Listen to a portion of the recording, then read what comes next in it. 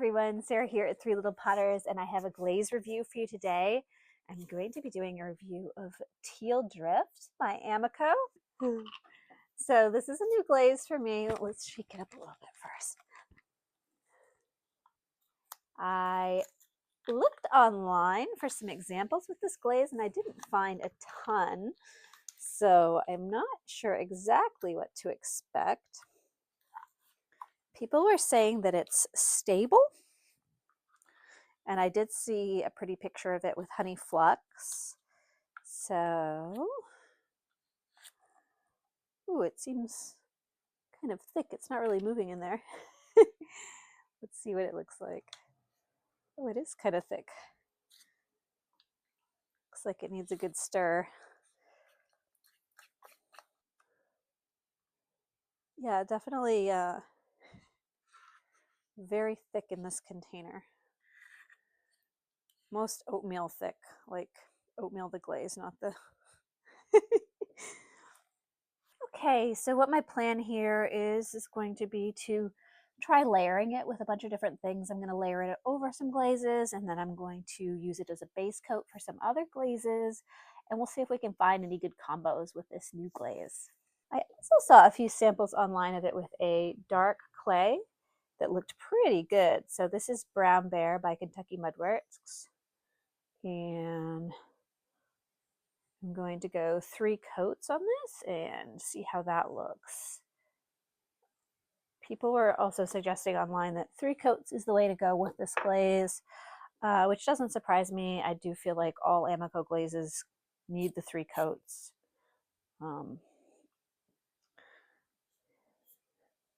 I wish that was not the case, but it is.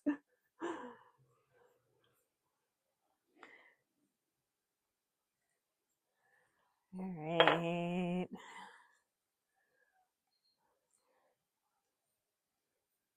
Has a pretty intense teal color to it to begin with, so I'm wondering if they're using a teal stain within the glaze to get that color.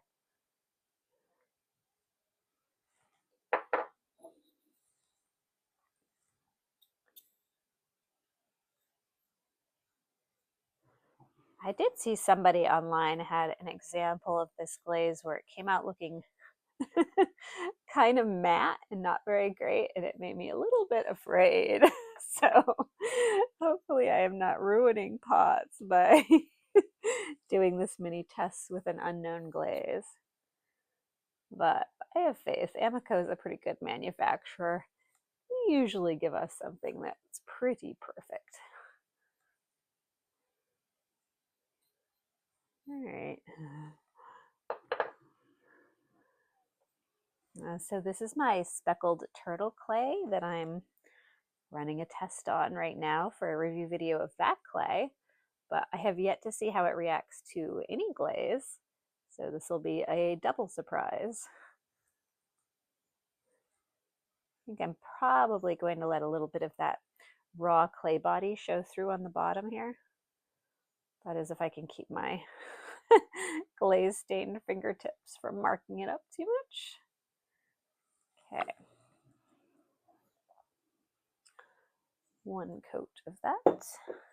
So for a few of these cups, I thought I might put sandstone actually at the bottom so that I can hopefully use some flux with this glaze and not have it run all over the place. And sorry for the dishwasher noise in the background.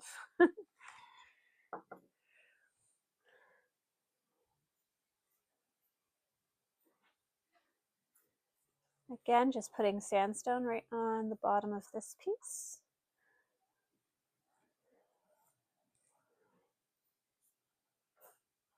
Actually, I think I'll go all the way up on this one so that we can do a full cover.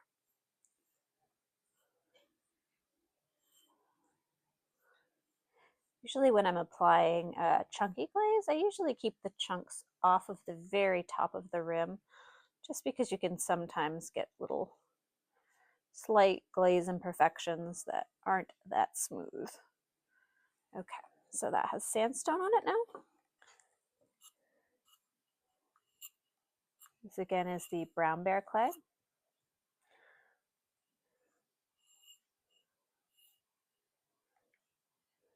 And usually when I'm doing a cup, I would have used a liner glaze on this to sort of speed me up, but because if it's an unknown glaze to me, I'm not sure how close the expansion might be to some of my current liner glazes.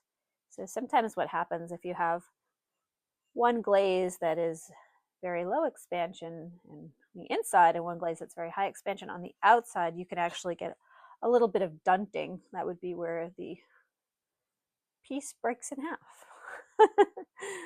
so so that we know we have at least one good test, it's helpful to sometimes do the inside and outside in the same glaze. I'm going to go back in and fill in my finger holes on some of these.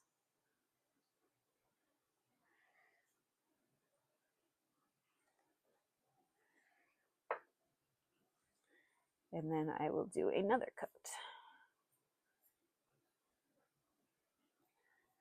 With dishes that are so small, we don't have a lot of room for the glaze to move before it hits the kiln shelf. So when I go in on my next coat, I'm going to layer down a little bit. So I won't go quite to the bottom edge with my second coat. It'll be more up here. All right, so for this piece that already has been dipped in variegated dove gray, I'm going to put one full coat of Teal Drift over it.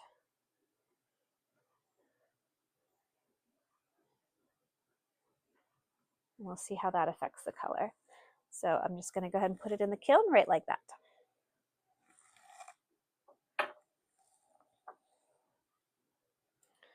And this glaze is Night, which is, I think that's Night, yes. It's a Hansen glaze with 5% of black stain, best black stain, 6,600 in it. So I'm going to come back and put a second coat on that one before it goes in the kiln. This has my Studio White glaze, and I am going to put a coat of Teal Drift on that as well.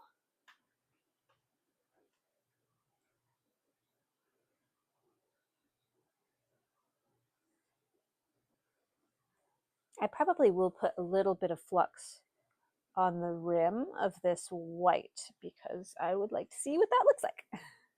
Okay, for these, I'm going to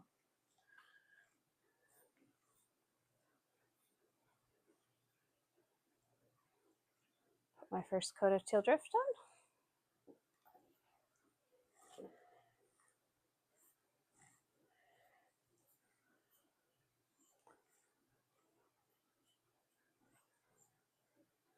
If this sandstone looks nice, then it's likely that winter wood would also look nice.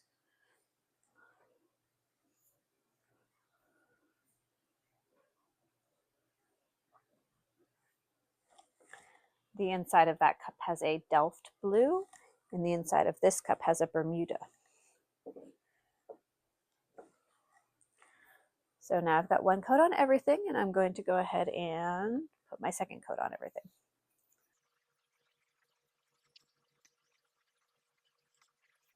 So just like that, now repeat 10 times. This is Teal Drift overnight, so I'm going to do one more coat here. And that ruined the whole segment, and now the glaze is already on it. For this piece that has Teal Drift over my Studio White, I'm just going to do a wispy sort of application of dirty snow on the rim, similar to light flux. For this one, I'm going to do a final third coat.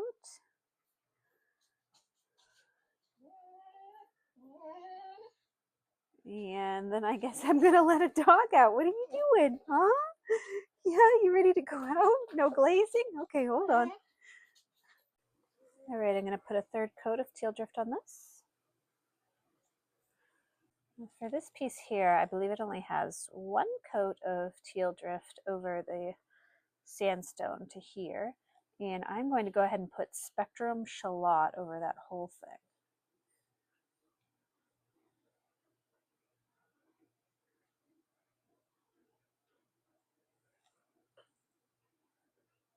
And I want to see how much colorant with a thin coating of Teal Drift sort of leaks into the other glazes.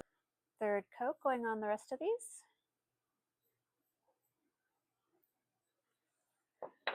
Mostly just worrying about getting that third coat on the inside. Doing a third layer here. For my brown bear cup, I'm going to go ahead and put some Ocean Drift over the Teal Drift. So this is Ocean Drift going on here. And I'm going to keep that on the outside.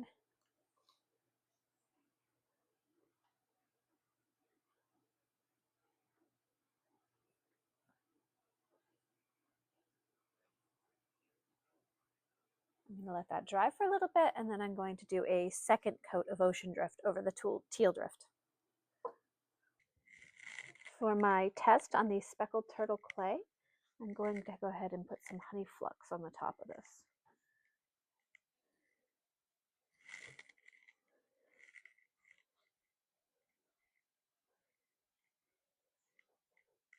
Why does my honey flux seem thin?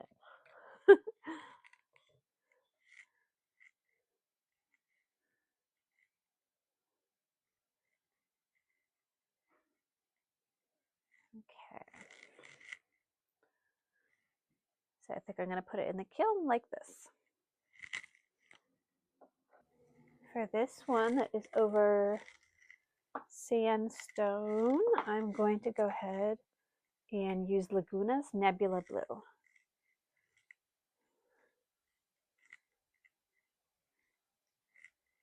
So right now that's 2 coats of Nebula Blue, two coats of Teal Drift over sandstone, 1 coat, and then I'm putting 1 fairly thick coat of Nebula Blue over top of that.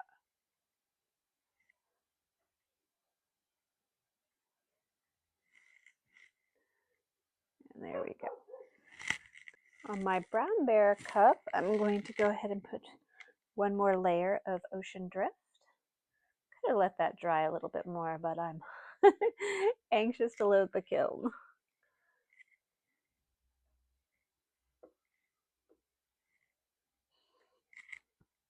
Okay. For the last cup that has Teal Drift on it, I'm going to go ahead and put Coyote's Amethyst on. Just going to go kind of a thick band right around the top, and we'll see what that does. So sandstone, Teal Drift, and now amethyst.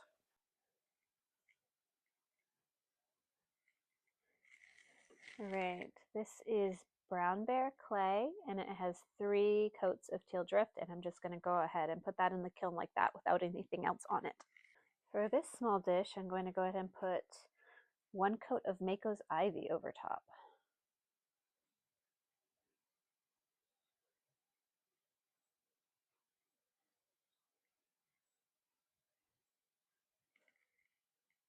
For these last 2 tests, I'm going to put Amaco oatmeal on this one. Just a very chunky application on the rim. That's quite a lot of glaze though. Okay, that's ready for the kiln.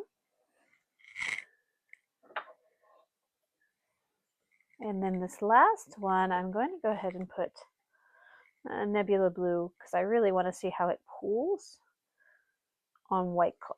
So let's do that. Now that is Laguna's Nebula Blue all over it.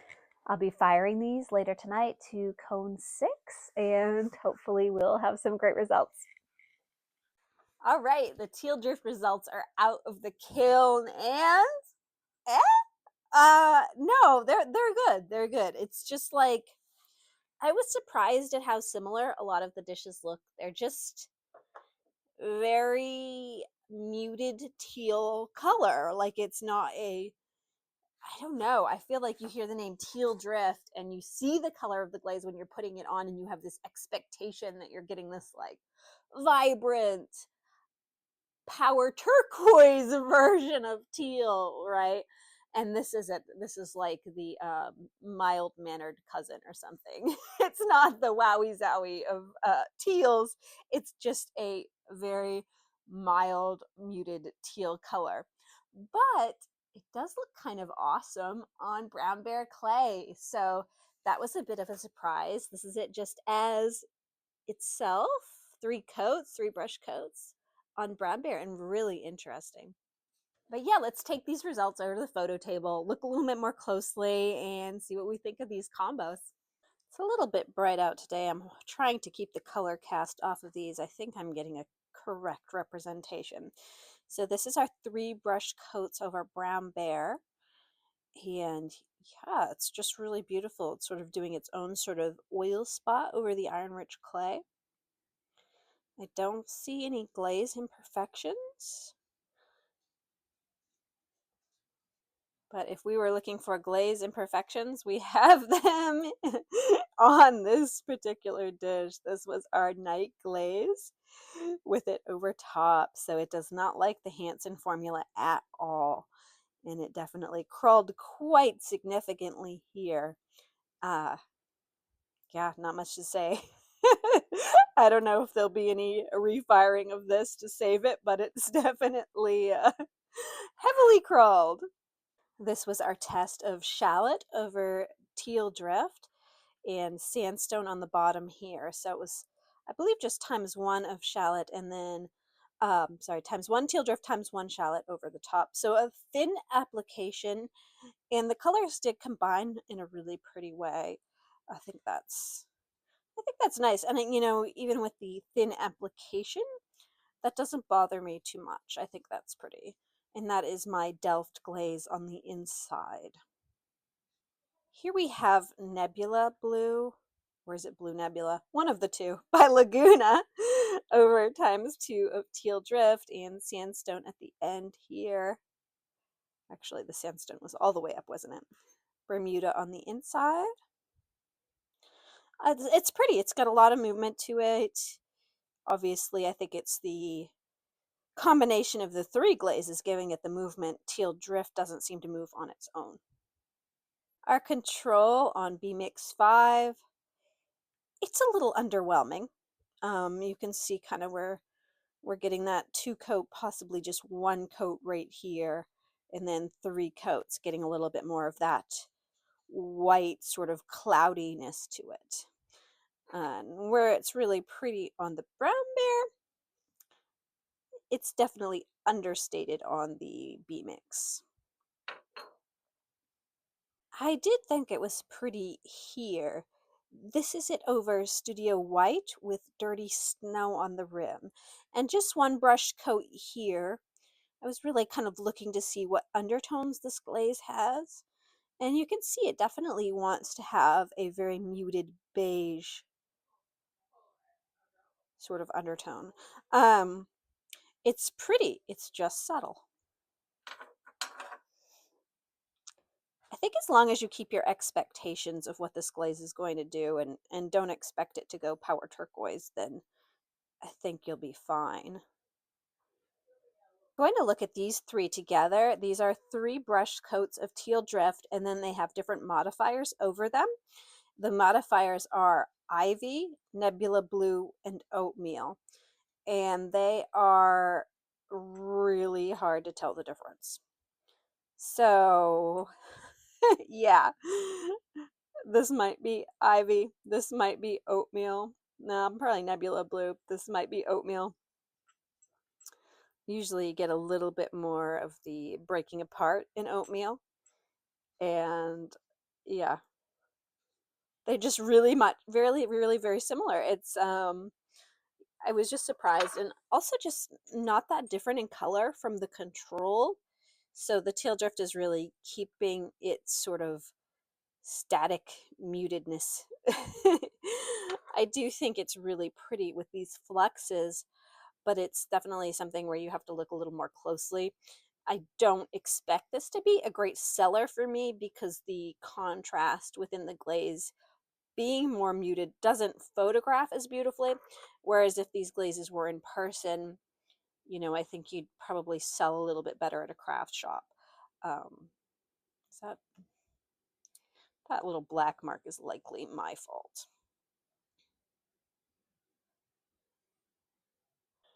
This is Teal Drift over my Dove Gray glaze.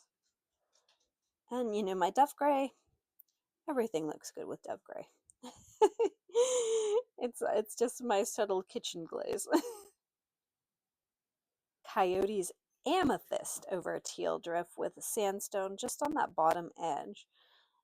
It seems like the Amethyst might want to see that just a little bit of, not quite as bad as orange peel, but I think it would be a combo that I would keep to the outside, and I think that the gravity helped heal that over a little bit more. Oh, interesting there, where the Coyote was touching the Bermuda glaze. That might be an interesting combo. And this is it with Honey Flux over Speckled Turtle. So that clay body is really a warm, toasty brown. I definitely like the clay body. Few imperfections here where those speckles are meeting. Though I will say the Bermuda looks clean on the inside. So that's Kitten's Clear with Bermuda stain, and I'm not seeing any pinholing there. But yeah, just one or two.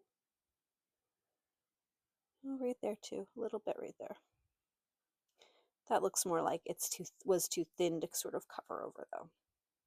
Was 2 times Teal Drift and 2 times Ocean Drift on the outside of this. It's really pretty. So if you are looking for glazes that do well on dark clay, this is another one of them. I feel like I've been finding a ton lately that do well on dark clay, and that is always a good thing to have in your glaze catalog. Just some final thoughts on this glaze. Yeah, I think it's a really strong glaze.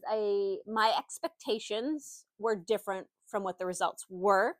So I think if you're going into it looking for a little bit more of a subtle teal color, and I think it worked well layering with other glazes. So I think there are lots of combos that you could add this in, and it would be pretty.